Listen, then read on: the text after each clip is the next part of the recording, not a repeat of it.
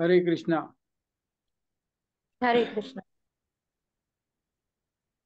ओम अज्ञानतिमिरन्धस्य ज्ञानाञ्जनशलाकया चक्षुरुन्मिलितं येन तस्मै श्रीगुरुवे नमः।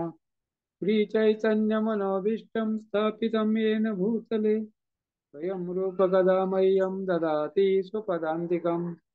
वन्देऽहं श्रीगुरु श्रीयुतपदकमलं श्रीगुरून् वैष्णवाञ्च श्रीरूपं साग्रजातं सहगण रघुनाथान्वितं तं सजीवम् साद्वैतं सावधूतं परिजनसहितं कृष्णचैतन्यदेवं श्रीराधाकृष्णपादान् सहगण ललिता श्रीविशाखान्वितांश्च नमः। ॐ विष्णुपादाय कृष्णप्रेष्ठाय भूतले श्रीमते भक्तिवेदान्त स्वामिनिति नामिने नमस्ते सारस्वते देवे गौरवाणी प्रचारिणे निर्विशेष शून्यवादी पाश्चात्य देश तारिणे नमो महावदन्याय कृष्ण प्रेम प्रदायते कृष्णाय कृष्ण चैतन्य नामने गौरतिसे नमः। हे कृष्ण करुणा सिंधो दीनबंधो जगतपते गोपेश गोपिका कांत राधा कांत नमोस्तुते सप्त कांचन गौरांगी राधे वृंदावनेश्वरी वृषभानुसुते देवी प्रणमामि हरिप्रिये नीलांचल निवासाय नित्याय परमात्मने बलभद्र सुभद्राभ्य जगन्नाथाय ते नमः। वाञ्छाकल्पतरुभ्यश्च कृपा सिन्धुभ्येव च पतितानां पावनेभ्यो वैष्णवेभ्यो नमो नमः। जय श्री कृष्ण चैतन्य प्रभो नित्यानंद श्री अद्वैत गदाधर श्रीवासादि गौर भक्तवृंद हरे कृष्ण कृष्ण कृष्ण हरे हरे हरे राम राम राम हरे हरे। ओम नमो भगवते वासुदेवाय।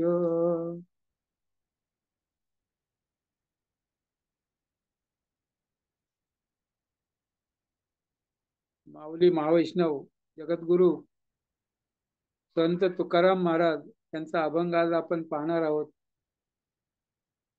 अभंग असा आहे, चंदनाचे हात पायही चंदन, चंदनाचे हात पायही चंदन, परिसा नाही हीन कोणी अंग, परिसा नाही हीन कोणी अंग, दीपा नाही पाटी पोटी अंधकार, दीपा नाही पाटी पोटी अंधकार, सर्वांगी साखर अवघी गोड, सर्वांगी साखर अवघी गोड, तुका म्हणे तैसा सज्जनापासून, तुका म्हणे तैसा सज्जनापासून पाहता अवगुण मिळेची ना, पाहता अवगुण मिळेची ना। प्रस्तुत अभंग 3 चरणाचा आहे। या अभंगामध्ये माऊली महावैष्णव जगद्गुरु संत तुकाराम महाराज चंदनाचं महत्व सांगतायत। चंदन यात्रा प्रारंभ झालेली आहे। अक्षय तृतीया या शुभ दिवसापासून, शुभ मुहूर्तापासून 21 दिवस चालणारी चंदन यात्रा, चंदन सेवा, भगवंताला चंदन लावलं जातं। भक्तांचा भाव आहे, भगवंताला काय होतं, गरम होतं, उष्णता, आणि भगवंतांना शीतलता प्राप्त व्हावी म्हणून भक्त काय करतात, चंदन ओगाळून ओगाळून ओगाळून भगवंताला लेपन करतात। भगवंताची सेवा सर्वजण करीत असतात। या चंदन यात्रेच्या निमित्ताने आपण हा महाराजांचा अभंग चंदनाविषयी सांगणार आहे, तो आपण घेतलेला आहे। उपस्थित सर्व भक्तांच्या चरणी दंडवत प्रणाम। सर्वांना प्रार्थना आहे की मला आशीर्वाद द्या। भगवंतांना प्रार्थना करा की महाराजांच्या अभंगावर मी काही बोलू शकेन। वैष्णवांच्या कृपेविना भगवंताचं गुणगान, भगवंताची कथा आपण करू शकत नाही. तर प्रस्तुत अभंगामध्ये महाराज सांगतायत, चंदनाचे हात पाय ही चंदन. चंदनाच्या लाकडाची मूर्ती केली, विग्रह बनवला, किंवा चंदनाच्या लाकडाची एखादी मूर्ती बनवली. त्याचे हात काय आहेत? चंदनाचेच आहेत. पाय पण चंदनाचे आहेत. डोकं पण चंदनाचं आहे. पूर्ण विग्रह चंदनाचा आहे. असं नाही की फक्त हाताला चंदन आहे, पायाला चंदन आहे आणि बाकी नाही. पूर्ण मूर्ती लाकडाची आहे, ते चंदन आहे. पूर्ण एकच अखंड अशा प्रकारचं लाकूड आहे आणि ते चंदनाचं आहे. चंदनाची मूर्ती जर लाकडाची बनवली तर त्याच्यामध्ये दुसरं काही तुम्हाला सापडणार नाही. कुठेही उगाळा, कुठेही हात लावा, कुठेही त्या ठिकाणी घासलं तर चंदनाचा गंध, सुगंध, परिमळ तो आपल्याला प्राप्त होणार आहे. तसं भगवंत आहेत, भगवंताचा विग्रह आहे, भगवंताची मूर्ती नाही, साक्षात भगवंत आहेत. असं नाही की भगवंत फक्त विग्रहाच्या एका अंगामध्ये आहेत, भगवंत फक्त डोळ्यांनी पाहतायत. नाही, भगवंताचे कुठलेही इंद्रिय कुठलेही कार्य करू शकतात. भगवंत डोळ्यांनी भोग ग्रहण करू शकतात. कुठलेही इंद्रिय कुठलेही काम करू शकतात. भगवंत कृपा आशीर्वाद हातानेच देतील असं नाही, डोळ्यांनी सुद्धा देतात. तर भगवंत अद्भुत आहेत. भगवंताचे गुण अनंत आहेत. भगवंताचे सर्व अवयव भगवंत आहेत. असं नाही भगवंत फक्त डोक्यामध्ये आहेत किंवा भगवंत फक्त हृदयामध्ये आहेत. सर्व अवयव भगवंताचे हे भगवंत आहेत. भगवंताची सर्व शक्ती सर्व अवयवामध्ये ओतप्रोत भरलेली असते. तशा प्रकारे चंदनाची मूर्ती आहे. आणि कुठेही पाहिलं, कुठेही खोदलं, कुठेही घासलं तर चंदनाशिवाय दुसरं काही त्यामध्ये मिळणार नाही. परिसा नाही ही न कोणी अंग. परीस आहे, परीस. परिसाचा स्पर्श झाल्यानंतर लोखंडाचं सोनं होतं, त्याला म्हणतात परीस. परिसा नाही ही न कोणी अंग. तो परीस काय आहे? लोखंडाला सोनं बनवतो. मग त्याच्यामध्ये तुम्हाला काही त्रुटी दोष सापडेल का? त्याच्यामध्ये कुठलाही हीन अंग नाहीये. परिसाच्या कुठल्याही बाजूनी लोखंडाला स्पर्श करा, कुठल्याही बाजूनी. समजा त्याला 10 बाजू आहेत, एक ठोकळा आहे परिसाचा, त्याला किती बाजू आहेत? 10 बाजू आहेत, 6 बाजू आहेत, 8 बाजू आहेत. कुठल्याही बाजूनी परिसाचा लोखंडाला स्पर्श करा, त्याचं ते सोनं करणार. त्याच्यामध्ये कुठलाही अंग, कुठलीही बाजू, कुठलीही हीन नाहीये. आपला देह कसा आहे? परिसासारखा नाहीये, भगवंतासारखा नाहीये, चंदनासारखा नाहीये. कारण आपण भौतिक देहामध्ये आहोत. भगवंताचा दिव्य देह आहे, पण आपला देह भौतिक आहे. या भौतिक देहामध्ये आपण वास करतो आत्मारूपाने. प्रभुपाद सांगतात, यू आर नॉट बॉडी. आपण आत्मे आहोत, आपण शरीर नाही. आपलं शरीर भगवंतासारखं नाहीये.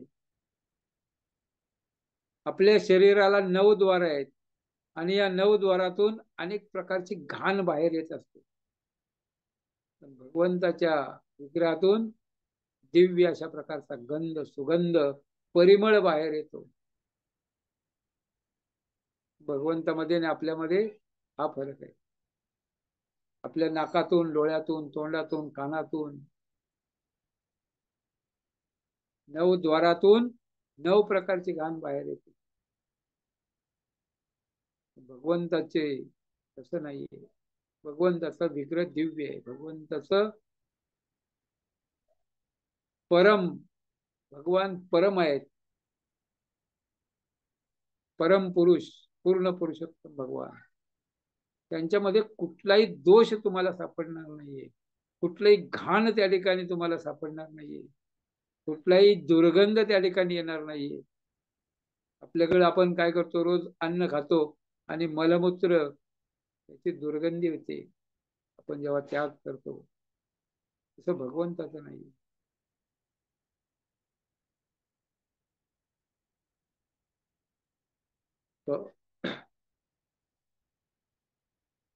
चंदनाचे हात पायही चंदन, परिसा नाही हीन कोणी अंग. कुठलंही अंग हीन नाहीये. आपले पाय खाली आहेत, हीन आहेत. आपलं डोकं वर आहे, डोळे, नाक, कान, तोंड, हात, पाठ, पोट, ते आपले इंद्रिय आहेत, ते हीन आहेत. ते हीन कार्य करतात. जेव्हा आपण ते भगवंताच्या सेवेमध्ये लावू तेव्हा दिव्य आध्यात्मिक कार्य होतं. आपले इंद्रिय, आपलं शरीर हे कुठल्या कार्यामध्ये लावायचं, भौतिक कार्यामध्ये प्रत्येक जण अडकलेलं आहे. इंद्रियाच्या विषयामध्ये प्रत्येक जण अडकलेला आहे. पण त्यांचा विषय जर बदलला, विषय तो त्यांचा झाला नारायण, त्यांचा जर विषय आपण बदलला तर आपलं कार्य आध्यात्मिक होतं. आपले इंद्रिय भगवंताच्या सेवेमध्ये, ऋषिकेन ऋषिकेश सेवनम भक्तीर उच्चते, उच्च प्रकारची भक्ती आहे आपले इंद्रिय भगवंताच्या सेवेमध्ये लावणे. परिसाची एक कथा आहे. सनातन गोस्वामी एक शिवजींचा भक्त होता, महादेवांचा. आणि महादेवांना त्यांनी मागितलं, महादेव प्रसन्न झाले. महादेवाचा भक्त आशुतोष आहेत, महादेव लगेच प्रसन्न होतात. आणि महादेव म्हणले काय पाहिजे, आणि त्या भक्तांनी मागितलं, मला सगळ्यात उच्च अशा प्रकारची वस्तू द्या, सगळ्यात किमती मूल्यवान अशा प्रकारची वस्तू मला द्या. तर महादेवानी त्याला सांगितलं, त्या ठिकाणी सनातन गोस्वामी आपल्या कुटीमध्ये भजन करतायत. सगळ्यात मूल्यवान वस्तू त्यांच्याकडे आहे, माझ्याकडे नाहीये. सनातन गोस्वामीकडे पाठवलं. तो भक्त गेला, सनातन गोस्वामींना वंदन केलं, प्रार्थना केली की मला सगळ्यात मूल्यवान अशा प्रकारची वस्तू तुमच्याकडे आहे असं प्रत्यक्ष शिवजींनी सांगितलेलं आहे, आणि ती वस्तू मला पाहिजे. सनातन गोस्वामी म्हणले ठीक आहे. साधू निर्विकार असतात. सनातन गोस्वामी सांगितलं, डस्टबिन ठेवलेलं आहे, कचऱ्याचा डबा आपण म्हणतो, त्याच्यामध्ये ठेवलेलं आहे पारसमणी, परीस किंवा पारसमणी त्याला म्हणतात. सगळ्यात मूल्यवान ती वस्तू आहे, ती तू घेऊन जा. ते म्हणले नाहीत मी तुला देणार नाही, पण संतांचा स्वभाव आहे. संत निर्विकार असतात. सुख दुःख, जय पराजय, लाभ हानी, पारसमणी त्यांच्याकडे असला काय आणि नसला काय त्यांना काही आवश्यकता नाहीये. म्हणून त्यांनी कुठं ठेवलेलं आहे, कचऱ्याच्या डब्यामध्ये ठेवलेलं आहे. म्हणजे त्याच्यामध्ये आहे सगळ्यात मूल्यवान वस्तू, ते तू घेऊन जा. भक्तांनी ते पाहिलं, काढलं बाहेर पारसमणी, हातामध्ये घेतला. म्हणजे काय आहे, हे पारसमणी आहे. हा काय करतो, लोखंडाला सोनं बनवतो. सगळ्यात मूल्यवान वस्तू आहे, तू घेऊन जा. ते भक्तांनी तो पारसमणी घेतला आणि निघू लागला. आणि निघता निघता विचार केला, तर कचऱ्याच्या डब्यामध्ये एवढी मूल्यवान वस्तू कशी असेल. आपण कचऱ्याच्या डब्यामध्ये काय करतो, कचरा टाकतो. जे वस्तू आपल्या कामाचे नाहीये, कुठलेही जे आपण फेकून देणार आहे, अशा वस्तू त्याच्यामध्ये ठेवतो. मूल्यवान वस्तू तिथं कोणी ठेवत नाही. त्यांनी विचार केला की याच्यापेक्षा मूल्यवान काहीतरी महाराजांकडे आहे. सनातन गोस्वामींकडे आहे, अशा प्रकारचा विचार केला. आणि परत त्यांनी गोस्वामींना विचारलं, महाराज तुम्ही हा पारसमणी कचऱ्याच्या डब्यामध्ये ठेवला, म्हणजे हा तुमच्या दृष्टीनं मूल्यवान नाहीये, हा सगळ्यामध्ये हीन आहे, तर ह्याच्यापेक्षा मूल्यवान तुमच्याकडे आणखीन काहीतरी आहे आणि ते मला पाहिजे. तेव्हा सनातन गोस्वामी सांगतात की ती वस्तू सुद्धा मी तुला देतो, पण तुला काय करायला लागेल, हे पारसमणी नदीमध्ये, यमुनेच्या डोहामध्ये तुला टाकायला लागेल. नदीमध्ये टाकून ये, नंतर मी तुला याच्यापेक्षा मूल्यवान वस्तू देतो. आणि त्याचा विश्वास बसला. तो गेला, फक्त यमुनेमध्ये पारसमणी फेकून दिला आणि परत गोस्वामीकडे आला, पुन्हा दंडवत प्रणाम केला आणि प्रार्थना केली की मला त्याच्यापेक्षा मूल्यवान वस्तू द्या.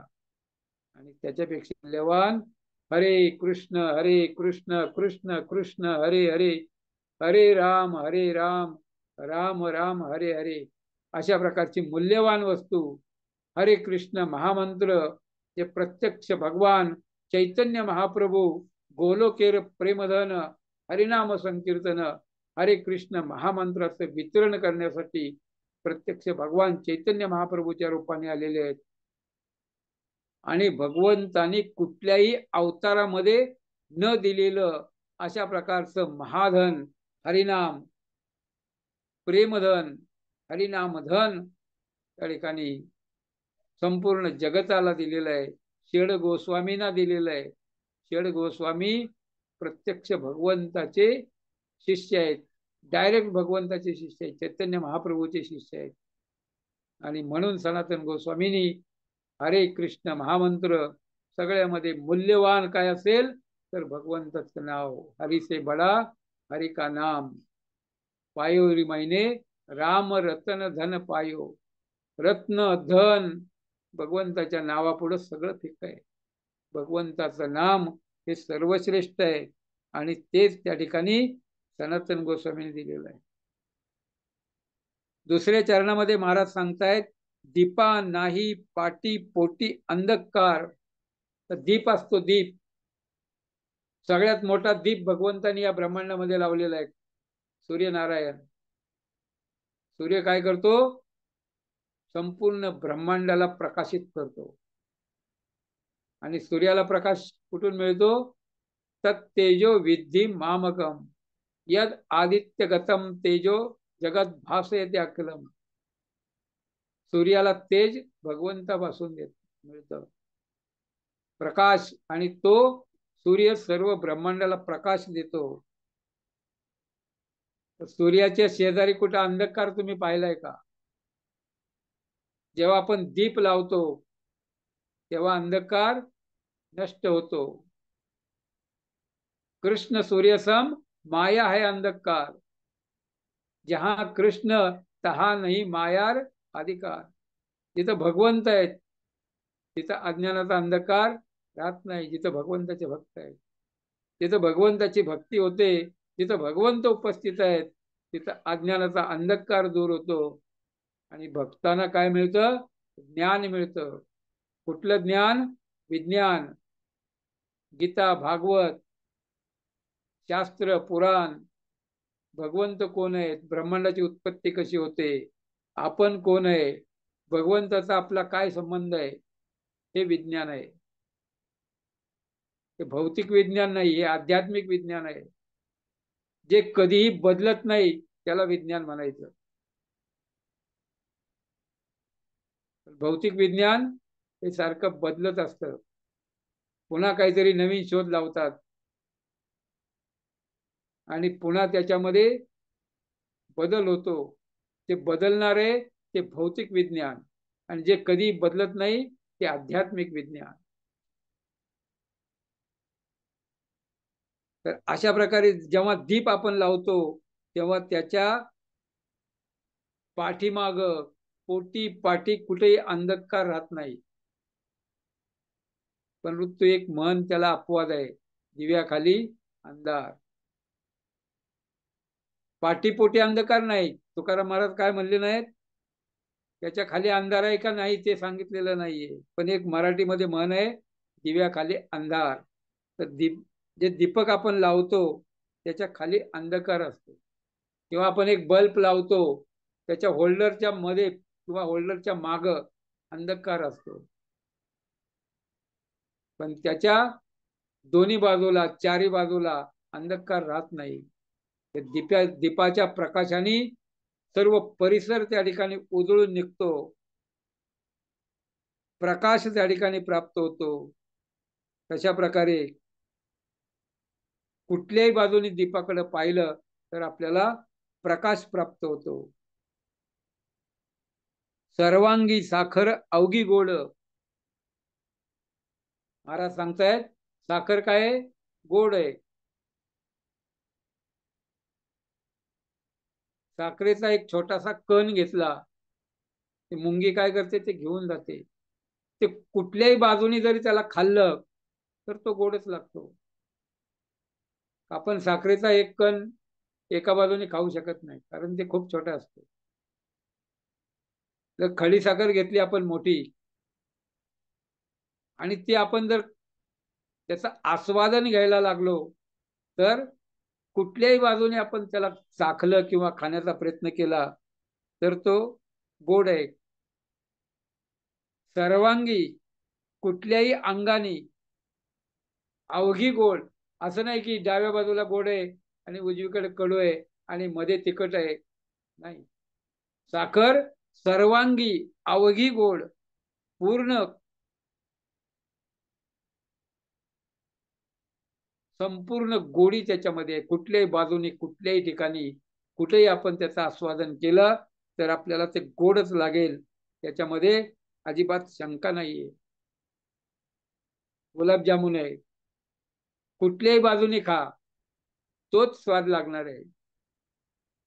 वरून खा, आतून खा, त्याला कापून मधून खा, डावीकडून खा, उजवीकडून खा, कुठूनही खाल्ला तरी जामून हा गोडच लागणार आहे. तो सेम स्वाद, त्याची गोडी आपल्याला सेम मिळणार आहे. अशा प्रकारे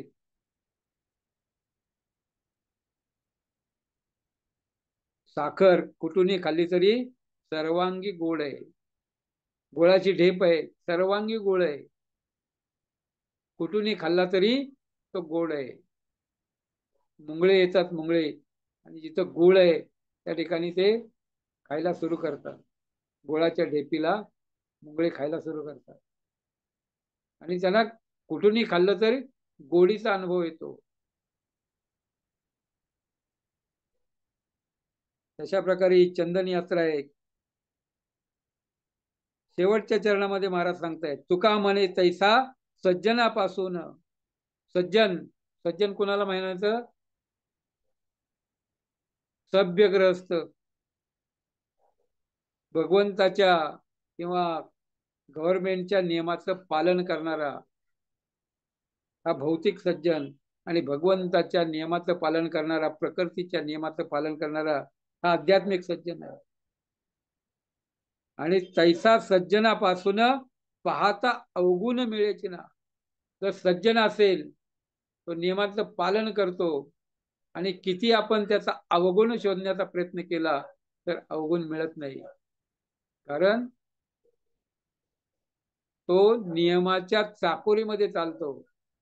तो भगवंतानी दिलेले नियम आहेत, प्रकृतीचे नियम आहेत किंवा गव्हर्नमेंटचे नियम आहेत, त्या नियमाचं तो पालन करतो. तो सिग्नल तोडत नाही. आता दुपारी कोण नाहीये, पोलीस उभा नाहीये, त्याला आपण सिग्नल तोडून जाऊ असं तो म्हणत नाही. कारण सीसीटीव्ही कॅमेरे तिथे लावलेले आहेत. त्याला माहितीये कॅमेऱ्यामध्ये जर आपला फोटो आला तर पुन्हा आपल्याला दंड भरावा लागतो. तसं भगवंताचे भक्त काय करतात, भगवंताच्या नियमाचं, प्रकृतीच्या नियमाचं पालन करतात. आता आपल्याला कोणी पाहत नाही असं ते म्हणत नाहीत. कारण चित्रगुप्त, सूर्य, चंद्र दिवस रात्र हे सगळे CCTV कॅमेरे भगवंतांनी लावलेले आहेत. ते सगळ्यांची नजर आपल्यावर असते. आपण काय करतो, काय खातो, कसे राहतो, कुणाशी कसे वागतो, आपल्या मनात काय चाललेलं आहे, आपल्या व्यवहारात काय चाललेलं आहे, हे चित्रगुप्त काय करतो, सगळं रेकॉर्डिंग त्या ठिकाणी करत असतो. म्हणून सज्जन काय करतो, नियमाचं पालन करतो. भगवंतांनी दिलेल्या नियमाचं पालन हे प्रत्येकाने केलं पाहिजे. जर नियमांचं पालन करीत नसेल तर भक्तीमध्ये प्रगती होत नाही. भगवंताला मानतच नसेल तर त्याला मुक्ती असंभव आहे. प्रभुपाद सांगतात 3ऱ्या अध्यायामध्ये, असंभव. जो भगवंतांना मानतच नाही तो कधीच मुक्त होऊ शकत नाही. पुन्हा जन्म, पुन्हा मृत्यू, तो चक्रामध्ये अडकला जातो. पुनरपी जननम, पुनरपी मरणम, पुनरपी जननी जठरी शयनम. पण आम्हाला त्या चक्रातून बाहेर यायचंय तर आम्हाला काय केलं पाहिजे, नियमांचं पालन केलं पाहिजे. त्या भगवंतांनी गीतेमध्ये सांगितलेलं आहे. जे मनुसंहिता आहे, मनुष्यासाठी संहिता दिलेली आहे.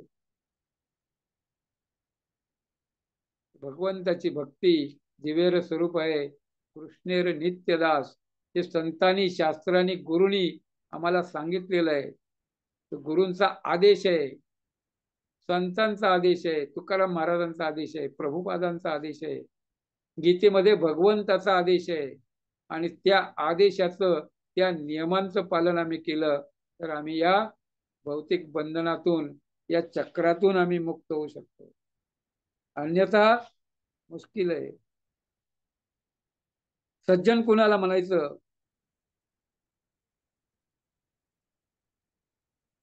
त्या ठिकाणी कौरव पांडव हस्तिनापूरमध्ये सभा होती आणि सभेमध्ये युधिष्ठिर महाराजांना सांगितलं, एक दुर्जन त्या ठिकाणी तुम्ही शोधून आणा, वाईट व्यक्ती दुर्जन शोधून आणा. आणि दुर्योधनाला सांगितलं, एक सज्जन व्यक्ती शोधून आण. दोघही गेले, दोघांनी शोधाशोध केली.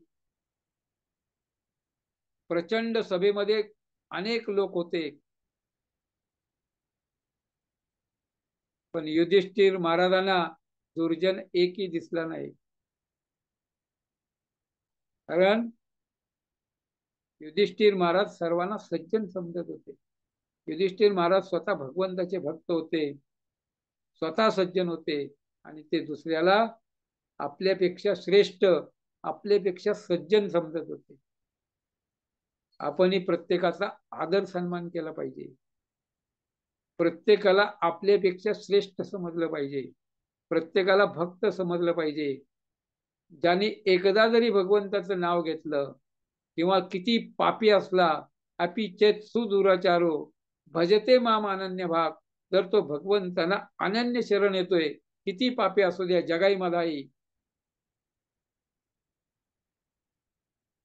असं कुठलंही पाप नाही ज्यांनी केलं नाही. पण त्यांनी जेव्हा चैतन्य महाप्रभू, नित्यानंद महाप्रभूला शरण घेतली, तेव्हा ते भगवंताचे भक्त झाले आणि ते जप करू लागले. आणि 16 माळा नाही, 64 माळा, अनेक वर्ष त्यांनी जप केला. भगवंताची कृपा अहेतुकी. एवढे पापी, त्यांचाही उद्धार भगवंत करतात. पतित पावन हेतू तव अवतार. भगवंताचा अवतार आहे, पतितांना पावन करणारे भगवंत आहेत. आणि चैतन्य महाप्रभूच्या रूपामध्ये जगाई माताचा उद्धार त्यांनी केलेला आहे. नित्यानंद प्रभूच्या कृपेने, गुरु आणि संत यांच्या कृपेशिवाय भगवंताची कृपा प्राप्त होत नाही. आणि जेव्हा युधिष्ठिर महाराज परत आले, त्यानं विचारलं, तुम्ही एकही माणूस शोधून आणला नाही, दुर्जन शोधायला सांगितलं होतं. म्हणले, या सभेमध्ये कुणीही दुर्जन नाहीये, सगळे माझ्यापेक्षा श्रेष्ठ आणि सज्जन आहेत. आणि जेव्हा दुर्योधनाला विचारलं, दुर्योधन म्हणला, सगळे दुर्जन आहेत, सगळ्यात सज्जन मीच आहे, माझ्यासारखा सज्जन या सभेमध्ये तुम्हाला कोणी सापडणार नाही. हा फरक आहे भक्त आणि अभक्तामध्ये. आणि म्हणून महाराज शेवटच्या चरणामध्ये सांगतायत, सज्जनापासून तुका म्हणे तैसा सज्जनापासून पाहता अवगुण मिळेची ना. सज्जनामध्ये अवगुण शोधायला गेलं तर मिळत नाही. युधिष्ठिर महाराजांनी सगळीकडे शोधाशोध केली, कोणी अवगुणी आहे का, पण नाही. भक्तांचं हृदय आहे, दयाळू कृपाळू भगवंताचे भक्त युधिष्ठिर महाराज ते म्हणले सगळे सर्वगुण संपन्न आणि सगळे सज्जन आहेत. तरी चंदन यात्रा सुरू झालेली आहे. अक्षय तृतीयापासून 21 दिवस चालणारी, आपण त्याला चंदन यात्रा म्हणतो किंवा चंदन महोत्सव.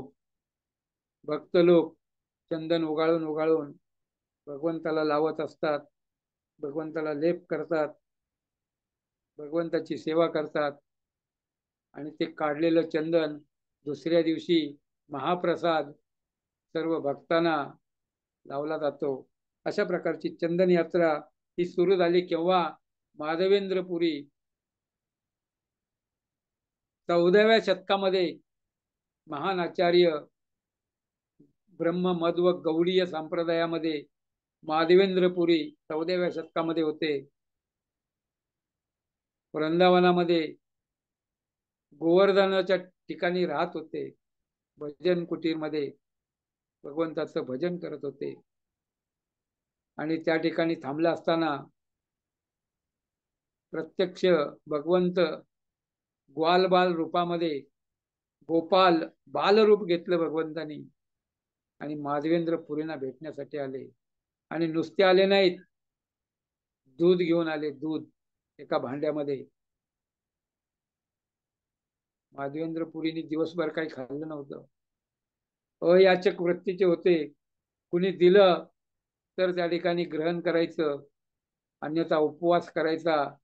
अशा प्रकारची माधवेंद्र पुरीची वृत्ती होती. आणि भगवंतांनी जाणलं माझा भक्त उपाशी आहे. भगवंत बाल गोपालाच्या रूपामध्ये एका भांड्यामध्ये दूध घेऊन आले. बाबा बाबा, तुम्ही सकाळपासून उपाशी आहात, काही खाल्लं नाही, हे दूध घ्या, हे आईने पाठवलेलं आहे. तुमच्यासाठी माझ्या आईने पाठवलेलं आहे, दूध घ्या. माधवेंद्रपुरी विचारतात, मी तर इथं नवीन आलेलो आहे, मला इथं कुणी ओळखत नाहीये आणि माझ्यासाठी दूध कसं काय पाठवलं? मी कुणाशी बोललोही नाहीये. तेव्हा गोपाल रूपामध्ये भगवंत बोलतात, या ठिकाणी पाणी भरण्यासाठी यमुनेला माताजी येत असतात, धुण्यासाठी, पाणी भरण्यासाठी. आणि त्यांनी पाहिलं दिवसभर तुम्ही या ठिकाणी भजन करत बसलेला आहात आणि तुम्ही कुठलंही अन्न त्या ठिकाणी ग्रहण केलेलं नाहीये. सतत भगवंताचं चिंतन करतात. आणि त्या माताजींनी पाहिल्यामुळं माझ्या हाती हे दूध तुमच्यासाठी पाठवलेलं आहे, तुम्ही ते प्राशन करा, ग्रहण करा, आणि मी थोड्या वेळाने हे भांड न्यायला येतो. अशा प्रकारे सांगून गोपाल अंतर्धान झाले. माधवेंद्र पुरीने ते दूध त्या ठिकाणी प्राशन केलं. त्याचा स्वाद एकदम अमृता समान. असं दूध त्यांनी कधी खाल्लं नव्हतं, असा स्वाद त्यांनी कधी अनुभवला नव्हता. प्रत्यक्ष भगवंताच्या हातांनी त्या ठिकाणी प्रसाद रूपामध्ये माधवेंद्र पुरीनी ते प्राप्त केलं होतं. आणि एक आस्वाद, उच्च अशा प्रकारचं स्वाद त्याचा माधवेंद्र पुरींना मिळालेला आहे. आणि माधवेंद्र पुरी विचार करू लागले, हा बालक भांड न्यायला परत केव्हा येईल, कोण आहे, कुठून आला? पण भगवंत बाल रूपामध्ये पुन्हा आले नाहीत, भांड तिथंच राहिलं. माधवेंद्र पुरी रात्री झोपी गेले. आणि झोपी गेल्यानंतर स्वप्नामध्ये तेच बाल रूपामध्ये तेच बालक गोपाल भगवंत स्वप्नामध्ये आले. आणि माधवेंद्र पुरींना सांगितलं, मी या जंगलामध्ये, या गोवर्धनाच्या झाडीमध्ये बंदिस्त आहे. मी प्रत्यक्ष भगवंत आहे, गोपाल. ते बालक त्या ठिकाणी बोलू लागलं माधवेंद्रपुरींना. स्वप्नामध्ये पहिलं स्वप्न पडलं आणि स्वप्नामध्ये सांगितलं, मीच भगवंत आहे, मीच गोपाल आहे आणि माझी मूर्ती विग्रह या झाडीमध्ये, जमिनीमध्ये त्या ठिकाणी लपवून ठेवलेलं आहे. जेव्हा मोगलांचं आक्रमण होत होतं तेव्हा लोकांनी मला या ठिकाणी झाकून ठेवलेलं आहे. मला आता त्रास होतोय, गरमी, उष्णता, ऊन, पाऊस, हे सगळं मला त्रास होतोय. तर तुम्ही काय करा, माझ्यासोबत चला. स्वप्नामध्ये ते गोपाल माधवेंद्र पुरीला घेऊन त्या वनामध्ये गेले आणि सांगितलं, या झाडीमध्ये तुम्ही खोदाई करा, याच्यामध्ये मी आहे आणि माझी स्थापना करा, माझी सेवा करा, मला अभिषेक करा, ज्यामुळं माझं शरीर जे तापलेलं आहे ते शांत त्या ठिकाणी होईल. अशा प्रकारचं स्वप्न माधवेंद्रपुरींना पडल्यानंतर माधवेंद्रपुरींनी स्वप्नातून, झोपीतून उठले, जागे झाले आणि म्हणले, भगवंता, तुम्ही मला सेवा दिलेली आहे. भगवंताची सेवा करण्यासाठी भगवंतावर विश्वास ठेवून गावातील लोक गोळा केले. हत्यार, कुदळ, फावडा, टिकाव, होऱ्या, गमेले सगळं घेऊन सगळे वैष्णव भक्त माधवेंद्रपुरी घेऊन त्या ठिकाणी गेले आणि जिथं दाखवलं ते झाडं वगैरे सगळे काढून टाकले आणि त्या ठिकाणी खोदाई सुरू केली. त्याच्यामध्ये भगवंताची मूर्ती, बाल गोपाल, गोपालांची मूर्ती त्या ठिकाणी त्यांना सापडली. माधवेंद्र पुरींनी भगवंतांनी सांगितल्याप्रमाणे गोवर्धनावर एक मोठी शिला, दगड, त्याच्यावर मूर्तीची प्रतिष्ठापना केली आणि पाठीमागं एक आधार म्हणून गोपालांना एक दगड लावला आणि अभिषेक करू लागले. गोविंद कुंडातून शेकडो घडे भरून भरून पाणी त्या ठिकाणी आणू लागले आणि भगवंताचा अभिषेक केला. भगवंताची प्रतिष्ठापना आणि सर्व जिकडं तिकडं बातमी पसरली, भगवंत स्वप्नामध्ये आले, भगवंताची प्रतिष्ठापना आहे, भगवंताचा अभिषेक चालू आहे. सर्व लोक आजूबाजूचे सामग्री घेऊन येऊ लागले आणि भगवंताला त्या ठिकाणी भोग दाखवू लागले, भोग बनवू लागले. ब्राह्मण त्या ठिकाणी भोग बनवू लागले, भगवंतांना भोग दाखवू लागले, भगवंतांना अभिषेक करू लागले. आणि हा उत्सव किती दिवस चालला? एक दिवस, दोन दिवस नाही, तब्बल 2 वर्ष आपण भगवंताची स्थापना करतो. 1, 2, 3 दिवस, खूप मोठं मंदिर असेल तर 7 दिवस उत्सव चालतो. पण माधवेंद्रपुरींचा उत्सव हा 2 वर्ष त्या ठिकाणी चालला. लोक सामग्री आणायचे, भोग बनवायचे, भगवंतांना नैवेद्य दाखवायचे. माधवेंद्रपुरींनी भगवंताच्या सेवेची सर्व व्यवस्था केली. सर्वजण त्या ठिकाणी सेवा करू लागले. पुन्हा भगवंत माधवेंद्रपुरींच्या स्वप्नामध्ये आले आणि सांगितलं, बाबा, तुम्ही अभिषेक केला पण माझं अंग काही शांत, थंड झालं नाहीये. खूप गरमी आहे, उष्णता आहे आणि तुम्ही काय करा, जे मलियागिरी, मलय पर्वताच्या ठिकाणी वनामध्ये जे चंदन मिळतं ते चंदन आणून मला त्याचा लेप करा. म्हणजे काय होईल, मला त्या ठिकाणी शांती प्राप्त होईल, मला थंड त्या ठिकाणी वाटेल, माझी उष्णता, गरमी सगळी निघून जाईल. आणि जेव्हा माधवेंद्रपुरी स्वप्नातून उठले तेव्हा त्यांनी विचार केला नाही. वृंदावन, गोवर्धन टू जगन्नाथपुरी, मलियागिरी चंदन आणण्यासाठी निघाले. कुठली व्यवस्था नाही, कुठलं तिकीट बुकिंग नाही, गाडी नाही, घोडा नाही, कुठलाही विचार न करता भगवंताचा आदेशाचं पालन करणं हे भक्तांचं कर्तव्य आहे. आणि माधवेंद्रपुरी निघाले, मदल दर मदल करत रेमुना या ठिकाणी आले. या ठिकाणी गोपीनाथ भगवंताचं मंदिर आहे. रेमुना रस्त्यामध्ये त्या ठिकाणी भगवंताचं दर्शन घेतलेलं आहे आणि माधवेंद्रपुरीने भगवंताचं सुंदर अशा प्रकारचं दर्शन झाल्यानंतर विचार करू लागले की आपणही अशाच प्रकारे भगवंताचा श्रंगार केला पाहिजे. तेव्हा ठिकाणी पुजारीशी वार्तालाप झाला आणि पुजारी तेव्हा काय करत होते, भगवंतांना भोग लावत होते. खीर, ते खीर बनवली होती आणि भगवंतांना भोग लावत होते. आणि म्हणजे भगवंतांना आता भोग लावला जाणार आहे. तर कुठला भोग लावतात, पुजारीने सांगितलं ते खीर बनवतात अमृत केली नावाची.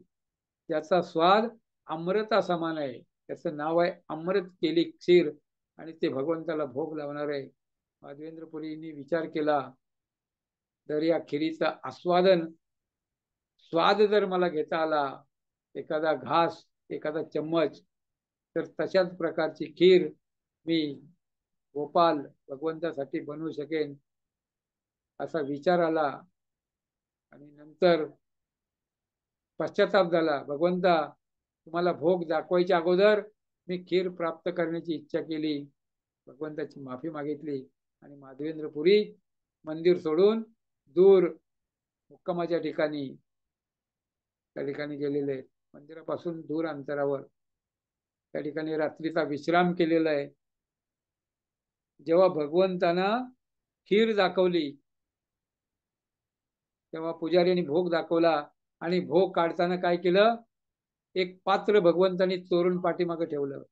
माधवेंद्रपुरीसाठी भगवंतांनी खीर चोरली म्हणून भगवंताचं नाव झालं खीरचोर गोपीनाथ. आणि भगवंत रात्री पुजारीच्या स्वप्नामध्ये गेले. उठा. पुजारी उठले. काय झालं भगवंता? स्वप्नात सांगितलं, मी एक खिरीचं मटक, एक पात्र त्या ठिकाणी झाकून ठेवलेलं आहे. ते माधवेंद्रपुरी नावाचा भक्त आहे माझा, त्याला नेऊन द्या. आणि तो पुजारी उठला, अल्टर मध्ये आलेला आहे शुद्ध होऊन, आणि पाहिलं खरंच भगवंतानी एक पात्र खिरीचं ठेवलेलं होतं. आणि ते पात्र घेऊन पुजारी त्या ठिकाणी सगळीकडे शोधू लागला, माधवेंद्रपुरी कोण आहे, माधवेंद्रपुरी कोण आहे. आणि मग त्या ठिकाणी मुक्कामाच्या ठिकाणी माधवेंद्रपुरी म्हणजे मीच आहे. काय झालं तर भगवंतानी तुमच्यासाठी हा प्रसाद, महाप्रसाद दिलेला आहे. माधवेंद्रपुरी गदगदित झाले, भगवंता किती कृपा आहे तुमची आमच्यावर. माझ्यासाठी भगवंता तुम्ही खीर चोरली, एक पात्र त्या ठिकाणी झाकून ठेवलं. धन्य धन्य भगवंता. माधवेंद्रपुरीने खिरीचं आस्वादन केलेलं आहे आणि जे मटकं होतं खिरीचं ते बांधून त्या ठिकाणी सोबत घेतलेलं आहे. आणि ते मटक्याचे तुकडे तुकडे रोज एक एक तुकडा ते खात होते. आपण काय करतो, दही मटका किंवा लस्सी, ताक, ते मटका आपण फेकून देतो आपण पिल्यानंतर. माधवेंद्रपुरींनी भगवंताची कृपा समजून ते खाण्यासाठी रोज घेऊन गेले. भगवंताचा महाप्रसाद. जेव्हा माधवेंद्रपुरी विचार केला की हे लोक सगळे आता मला मान सन्मान देतील, म्हणून ते रात्री निघून जगन्नाथपुरीला निघाले. आणि जगन्नाथपुरीला पोचायच्या अगोदर त्यांची कीर्ती त्या ठिकाणी पोचलेली होती. आणि त्या ठिकाणी सगळे पुजारी, लोक, भक्त माधवेंद्रपुरीचं स्वागत केलं. माधवेंद्रपुरीने सांगितलं की मला चंदन हवंय, गोपालांना चंदन लेप करायचं आहे, भगवंताची सेवा करण्यासाठी मी आलोय. तिथल्या लोकांनी, पुजाऱ्यांनी सर्व व्यवस्था केली. परमिशन, लेटर, चंदन, एक सेवक सोबत दिला आणि माधवेंद्रपुरी पुन्हा परतीला निघाले. येताना पुन्हा रेमुना गोपीनाथाचं दर्शन केलं आणि मुक्काम केला. पुन्हा स्वप्नामध्ये भगवंत आले, माधवेंद्रपुरीच्या गोपाल, गोपीनाथ आणि मी एकच आहे. आणि हे चंदन गोपीनाथाला लावलं तर मला त्या ठिकाणी प्राप्त होईल. अशा प्रकारे आदेश त्या ठिकाणी झाला. पुन्हा स्वप्न पडलेलं आहे आणि ते स्वप्नातली सर्व माहिती पुजाऱ्यांना सांगितली. पुजारी, सर्व भक्त मिळून ते आणलेलं चंदन होतं, ते चंदन त्या ठिकाणी पेस्ट बनवलेली आहे, चंदन उगाळलेलं आहे आणि गोपीनाथाला लेपन केलेलं आहे. अशा प्रकारे भगवंत भक्ताच्या स्वप्नामध्ये येतात, भगवंत भक्तांना सेवा देतात, भगवंत भक्तावर कृपा करतात. भगवंत दयाळू आहेत आणि भगवंताची कृपा प्राप्त करायची असेल तर आपण ही भगवंताची सेवा केली पाहिजे. चंदन रूपामध्ये, फूल माला रूपामध्ये, श्रृंगार रूपामध्ये, अभिषेक, जल, पत्रम पुष्पम फलम तोयम, कुठल्याही रूपामध्ये. किती गरीब माणूस असाल तर भगवंताला जल त्या ठिकाणी अर्पण करू शकतो. तुलसी मातेला जल अर्पण करण्याची पद्धत आहे. उन्हाळ्यामध्ये तुलसी जल सेवा चालू आहे. जशी चंदन यात्रा सेवा आहे तशा प्रकारे तुलसी जल सेवा चालू आहे. तर सर्वांनी भगवंताची सेवा करावी. भगवंतांनी सांगितलेल्या नियमाचं, गुरु साधू शास्त्र नियमांचं पालन करून भगवंताच्या सेवेमध्ये स्वतःला संलग्न करावं आणि जन्म मृत्यूच्या चक्रातून मुक्त व्हावं. अशा प्रकारे प्रभुपाद तुकाराम महाराज यांची इच्छा आहे आणि त्यांच्याच कृपेनं आपण ते प्राप्त करू शकू. हरे कृष्ण कृष्ण कृष्ण हरे हरे, हरे राम राम राम हरे हरे. जगद्गुरु माऊली महावैष्णव संत तुकाराम महाराज की जय. श्रील प्रभुपाद की जय. हरे कृष्ण. धन्यवाद प्रभूजी, खूप छान अभंग होता आजचा नेहमीप्रमाणे. कोणाला काही प्रश्न असेल तर तुम्ही विचारू शकता. नैना माताजी अनम्यूट करू शकता. दंडोत प्रणाम प्रभूजी, दंडोत प्रणाम माताजी. प्रणाम. प्रभूजी खूप छान क्लास होता, थँक्यू त्याच्यासाठी.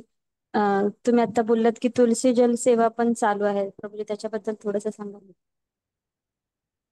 आपण जसं अभिषेकाचं पात्र शालिग्रामला कसा अभिषेक करतो, एक भांड असतं, त्या भांड्यामध्ये आपण पाणी भरायचं आणि ते सततधार किंवा थेंब थेंब थेंब ते पडत राहतं. त्यामुळं काय होतं, उन्हाळ्यामध्ये तुळशीला जास्त पाणी लागतं पण आपण लक्ष देत नाही. तर आपण एक स्पेशल सेवा करतो. तुलसी मातेची सेवा केल्यानंतर भक्तीमध्ये आपल्या प्रगती होते. कृष्ण प्रेम प्रदायिनी, कृष्ण भक्ती प्रदायिनी अशा प्रकारची तुलसी माता आहे. तर आपण एक स्टँड असतं 3 पायाचं, त्याच्यावर भांड ठेवायचं, त्याला खाली होल असतं छोटंसं आणि त्या होलमधून पाणी त्या ठिकाणी टिपकत राहील किंवा बारीक धार त्या ठिकाणी राहील दिवसभर. अशा प्रकारे 4 तास 8 तास तुलसीला आपण जलदान देऊ शकतो. हरे कृष्ण. तुलसी ही वृंदा आहे, मग ती तुलसी अंगे झाली वृंदा, म्हणून गोविंदा प्रीती तिची. भगवंताला प्रिय आहे आणि तुलसी प्रत्यक्ष वृंदादेवी हे भगवंत जे लीला करतात, अष्टकालीन लीला, त्याची सर्व अरेंजमेंट ही वृंदादेवी तुलसी माता करत असते. जसं आपल्याकडं प्रोग्राम असतो, कुठला इव्हेंट असतो, उत्सव असतो, त्यावेळेस अनेक लोक त्या ठिकाणी सेवा करत असतात. अनेक लोक सेवा त्या ठिकाणी वितरण करतात आणि त्या उत्सवासाठी सर्वजण त्या ठिकाणी सेवेमध्ये भाग घेतात. तशा प्रकारे वृंदादेवी काय करते, सर्वांना भगवंताच्या सेवेमध्ये लावते. म्हणून भगवंतांना प्रिय अशा प्रकारची वृंदा आहे आणि ती तुलसी महाराजच्या रूपामध्ये आहे आणि तिची सेवा करण्याची संधी आपल्याला आहे. हरे कृष्ण. धन्यवाद प्रभूजी. हरे कृष्ण प्रभूजी, दंडवत प्रणाम. प्रभूजी, आपण जेव्हा तुळशी अर्पण करतो तर आता उन्हाळ्यामुळे दुसऱ्या दिवशी ती लगेच सुकून जाते. आपण भगवंतांना अर्पण केलेली तुळशी, राधा राणीला, भगवंतांना, मग ती काय करायची आपण दुसऱ्या दिवशी? ते आपण खाऊ शकतो किंवा निर्माल्यामध्ये टाकू शकतो. अच्छा, ठीक आहे, धन्यवाद. हरे कृष्ण. तुम्हाला काय बोलायचं आहे? प्रश्न? वैशाली नाईक माताजी. हरे कृष्णा, दंडवत प्रणाम प्रभूजी. दंडवत प्रणाम. प्रभूजी, खरंच खूप सुंदर क्लास आजचा. नेहमीच तुमचा क्लास खूपच सुंदरच असतात आणि तुम्ही विशेष जे सुंदर तुम्ही ते वर्णनच जे केलं की भगवंतांचे विग्रह चंदनापासून बनले, तर त्याचं अंग, त्यांचे हात, त्यांचे पाय, प्रत्येक अंग त्याचं चंदनाचं आहे. आणि खरंच प्रभूजी, ते एवढं मनाला स्पर्शून गेलं. हे माहिती तर असतं, पण तुमच्या मुखातून जेव्हा ऐकलं तेव्हा अजून खूप छान वाटलं ते, की भगवंतांचे पूर्ण शरीरच दिव्य आहे. ते त्यांच्या दिव्य शरीराने कोणतेही कार्य करू शकतात. आणि तसं तुम्ही एक परिसाचं उदाहरण दिलं की परिस कसा प्रत्येक कुठल्याही वस्तूला स्पर्श करेल तर तो सोन्यात रूपांतर करतो. तसा एक शुद्ध वैष्णव, एक भक्त त्याच्या सानिध्यात कोणी गेलं तर त्याला भक्ती प्रदान करतो. प्रभूजी, खूप सुंदर आजची तुमची उदाहरणं होती या चंदन यात्रेच्या ह्याच्यामध्ये. Thank you so much Prabhuji. हरे कृष्णा. दंडवत प्रणाम प्रभूजी. गुरु महाराजांची, आचार्यांची, प्रभुपादांची कृपा, तुकोबारायांची कृपा, सगळा मसाला त्यांनी दिलेला आहे. आपल्याला फक्त कढईत टाकून हलवायचं आहे. आपण निमित्त मात्र आहोत. त्यांच्या कृपेने आपण प्रयत्न करतो. हरे कृष्ण. हो प्रभूजी, आणि माधवेंद्र पुरींची कथा पण खूप छान होती आजच्या प्रवचनमध्ये.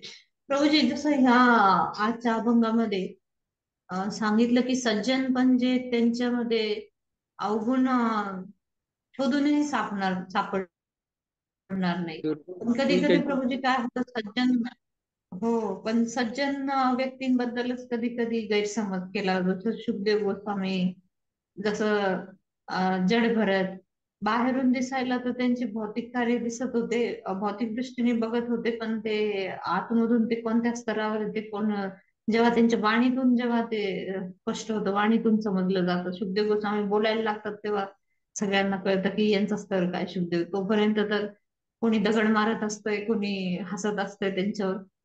तर प्रभूजी, प्रश्न असा आहे की ही काही वेळेला बऱ्याचदा गैरसमज केला जातो सज्जन व्यक्तींबरोबर. अशा वेळेस ते सज्जन व्यक्तींनी कसं त्याची मनोवृत्ती राहिली पाहिजे, किंवा कसं त्यांनी कंट्रोल केलं पाहिजे स्वतःवर प्रभूजी? सज्जन व्यक्ती, शुकदेव गोस्वामी भगवंताचे अवतार आहेत, महान आहेत. किंवा जे सज्जन भगवंताचे भक्त असतात, ते कुणी टीका केली, कुणी दगड मारले, तर ते सहन करतात. तर वैष्णव हा सहनशील असतो. भगवंताचे भक्त ते सहनशील असतात, ते सहन करतात, ते प्रत्युत्तर देत नाहीत. कुणी टीका करू द्या, कुणी त्यांच्याविषयी वाईट काही सांगू द्या. तुकाराम महाराजावर आरोप झाले, हरिदास ठाकूर त्यांच्यावरही त्या ठिकाणी अनेक प्रयत्न झाले, पण ते भगवंतांना कधी सोडत नाहीत, कधी विसरत नाहीत. कुठल्याही परिस्थितीमध्ये ते आपली सेवा, साधना आणि भगवंताचा विश्वास ढळू देत नाहीत. असे महान भक्त आहेत तुकोबाराय, शुकदेव गोस्वामी. तर ते सहन करतात, कारण सहनशीलता हा वैष्णवाचा गुण आहे. आपणही सहन केलं पाहिजे. आपली टीका होत असेल, कोणी आपल्यावर आरोप करत असेल, तर त्याच्याकडे आपण दुर्लक्ष करू शकतो, आपण ते सहन करू शकतो. पण जर भगवंतावर कोणी टीका करत असेल, आपल्या गुरुवर कोणी टीका करत असेल, कोणी नावं ठेवत असेल, त्यांच्याविषयी अनेक प्रकारचे आरोप करत असेल, तर आपण त्यांना उत्तर दिलं पाहिजे. आपण त्यांना प्रत्युत्तर दिलं पाहिजे, त्यांना प्रतिकार केला पाहिजे. कारण गुरु, साधू, शास्त्र त्यांचं रक्षण करणं हे आपलं काम आहे. त्यांचा मान सन्मान जर कोणी ठेच पोचवत असेल, तर आपण त्याला उत्तर दिलं पाहिजे. प्रतिस्पर्धी, त्याचं बल किती आहे, त्याचं ज्ञान किती आहे, वाणीला आपण वाणीने उत्तर देऊ शकतो. पण त्यांनी जर दोन हात केले आणि आपल्याकडे तेवढं बल असेल, तर आपण तसंही उत्तर त्या ठिकाणी दिलं पाहिजे. युद्धाला युद्धाने उत्तर, शस्त्राला शस्त्राने उत्तर, शास्त्राला शास्त्राने उत्तर. गुरुसाठी किंवा भगवंतासाठी किंवा शास्त्रासाठी कुणी अनेक लोक आरोप करतात, त्याला आपण उत्तर द्यायची क्षमता आपल्याकडे असेल, तर आपण त्याला उत्तर दिलं पाहिजे.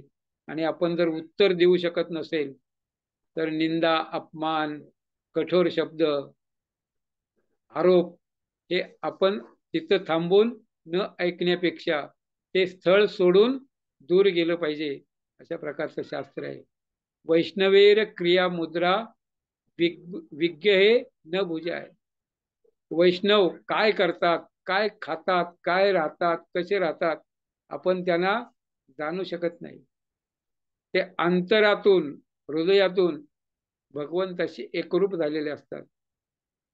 सतत ते भगवंताच्या चिंतनामध्ये असतात आणि सतत भगवंत त्यांची काळजी घेत असतात. त्याच्यामुळे कुणी निंदा केली, कोणी शुकदेव गोस्वामींना दगड मारले, तर त्यांना कुठली इजा झाली नाही किंवा त्यांना काही त्रास झाला नाही. आणि जेव्हा ते पाहिलं सर्व लोकांनी, जे त्यांना दगड मारत होते, लहान मुलं, स्त्रिया, त्यांनी पाहिलं ऋषी मुनी, हजारो ऋषी मुनी, 88,000 ऋषी मुनी शुकदेव गोस्वामी गेल्यानंतर उठून उभे राहिले आणि त्यांचं स्वागत केलं. आणि हे जेव्हा पाहिलं तेव्हा सर्व लोक जे दगड मारत होते ते त्या ठिकाणी परत फिरले. पुन्हा दगड मारायची चूक ते करू शकत नाही, कारण त्यांना माहिती झालं ना हे कोण आहेत, कुठल्या कोटीचे, किती उच्च कोटीचे आहेत. प्रत्यक्ष भगवंताचे अवतार आहेत. शुकदेव गोस्वामी की जय. हरे कृष्ण. हरे कृष्णा. धन्यवाद प्रभूजी. ते तर खूप उच्च स्तरावर आहे, पण आमच्यासारख्या साधकांना मग तृणादपि सुनिचेन थरोरपि सहिष्णुना हेच पालन करावं लागेल. आपल्याला कोण काही बोलत असेल, त्रास देत असेल, तर आपण सहन करू शकतो